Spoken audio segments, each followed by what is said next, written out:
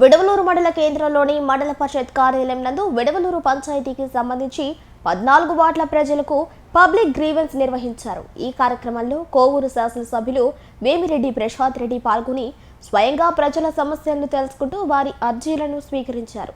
త్వరితగతిన పరిష్కరించే విధంగా అధికారులకు ఆదేశాలు జారీ చేయడం జరిగింది. ఈ కార్యక్రమంలో అధిక సంఖ్యలో ప్రజలు పాల్గొని తమ సమస్యలను ఎమ్మెల్యేకు అర్జీ రూపంలో ఇచ్చారు. ఈ సందర్భంగా ఎమ్మెల్యే మీడియాతో మాట్లాడారు.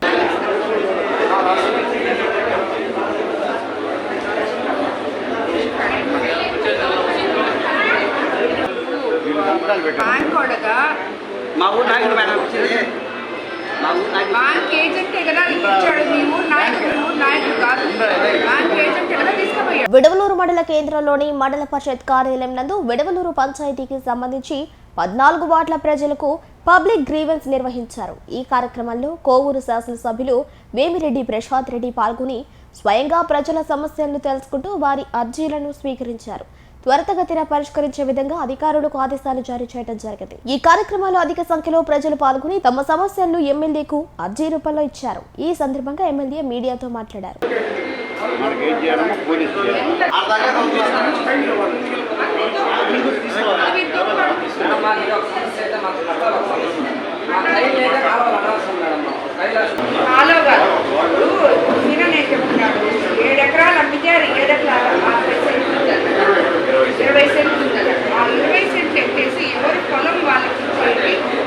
ఎక్కడ కావాలో అక్కడ మార్క్ చేయండి.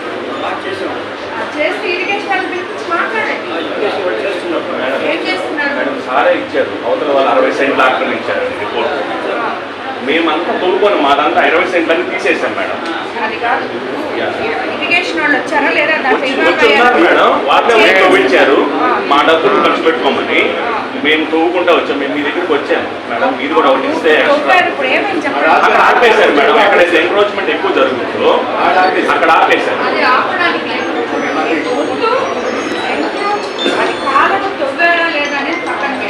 ఎంక్రోచ్మెంట్ ఎంత తీసుకుంటారో గవర్నమెంట్ ల్యాండ్ పక్కన పెట్టారు. తవ్వకపోతే పోయారు వేరే కోర్టు కొని వాళ్ళకి సంబంధించి మళ్ళీ వచ్చి వీళ్ళని పట్టమని రికవరీకి వీళ్ళు నేర్పిస్తున్నారు. సో ఈ కేసు పెడతారు, ఎవరైతే ఉన్నారో వాళ్ళు కేసు పెడతారు, అడ్డొస్తారు వాళ్ళని తీసుకొని మీరు కేసు బుక్ చేసుకొని వాళ్ళని ఇమీడియట్గా రావడానికి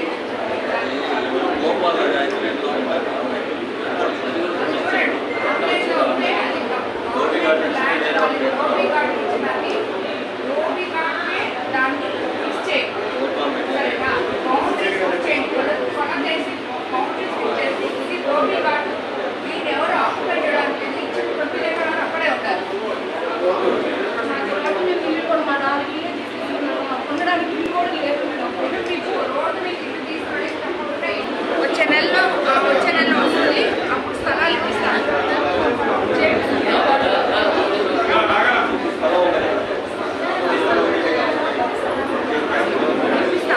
జూలైలో వస్తాయి, అప్పుడు తప్పకుండా పెట్టాలి.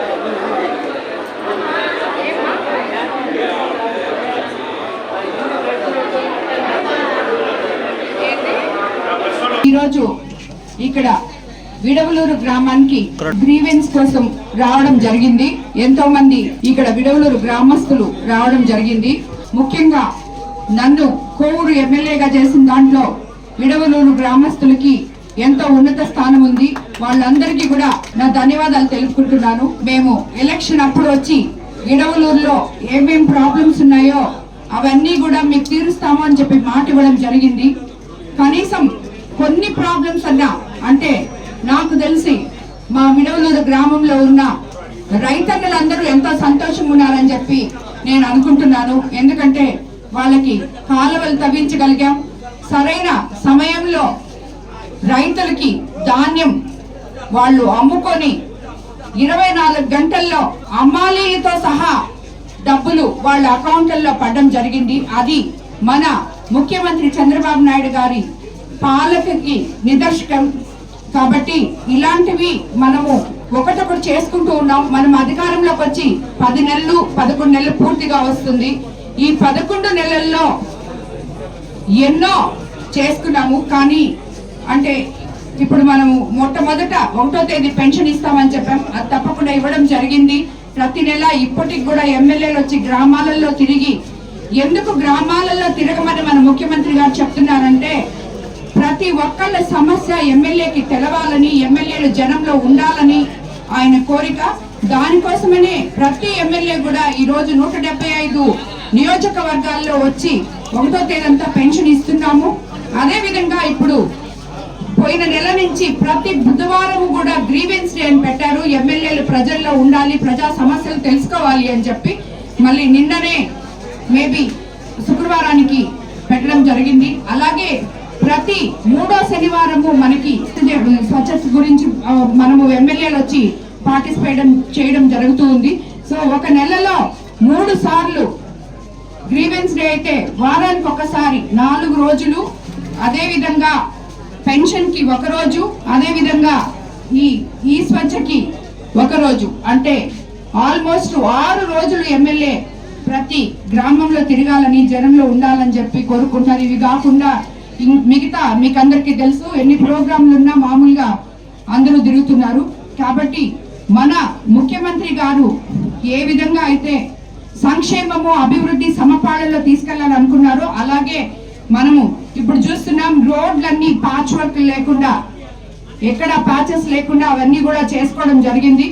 గత ప్రభుత్వంలో ఎవరైతే కనీసం సర్పంచుల అకౌంట్లలో 1 రూపాయి కూడా పడకుండా, ఒక గ్రామంలో ఒక తట్ట కూడా మట్టి వేయకుండా, కాలువలు కూడా లేకుండా, ఈ రోజు ఇప్పుడు నేను ఇక్కడ ఈ విడవలూరుకి గ్రీవెన్స్ వస్తే అందులో ఇంచుమించు ఎంతమంది పార్టిసిపేట్ చేశారో అంతమంది కూడా రోడ్లు, ఇల్లు, కాలువలు, తర్వాత పెన్షన్, ఇంటి స్థలాలు, వాళ్ళందరూ అడిగింది ఇవే.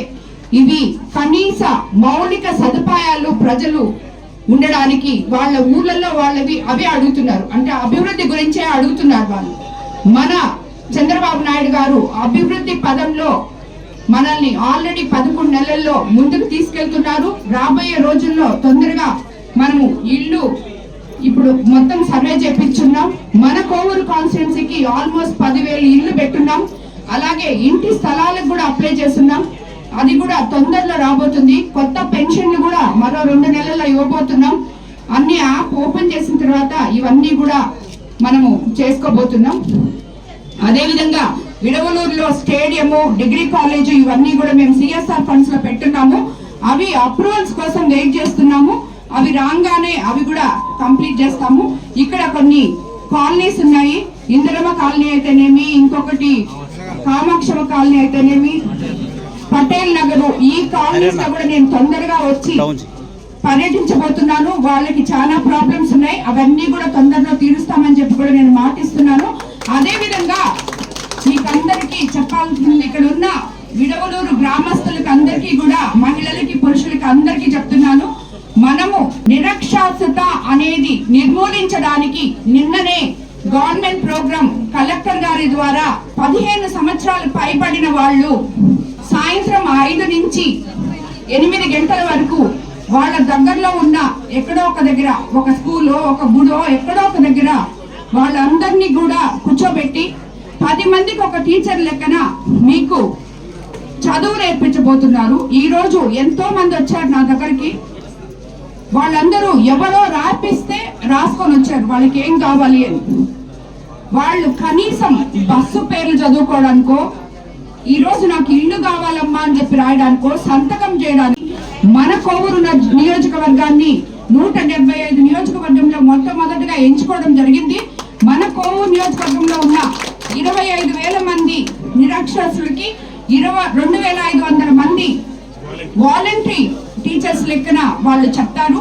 దీనికి లోకల్ నాయకులు ముందుకు వచ్చి వాళ్ళకి సపోర్ట్ చేయాలని, ప్రతి కాలనీలో ఉన్న నాయకుడు 10 మందిని తీసుకెళ్లి సాయంత్రం అయితే ఒక దగ్గర కూర్చోబెట్టి వాళ్ళకి చదువు నేర్పించేదానికి అందులో భాగంగా మీరు కూడా పాల్పంచుకోవాలని చెప్పి మిమ్మల్ని అందరినీ నేను కోరుకుంటున్నాను. అలాగే మొబిలైజ్ చేసే వాళ్ళు కానీ, వాలంటీర్లు కానీ, అధికారులు కానీ అందరూ కూడా దీన్ని ఎంతో చిత్తశుద్ధితో తీసుకుని 3 నెలల లోపల వాళ్ళకి నిరక్షరాస్యత అనేది కోవూరు నియోజకవర్గంలో లేకుండా చేయాలని మిమ్మల్ని అందరినీ నేను కోరుకుంటున్నాను.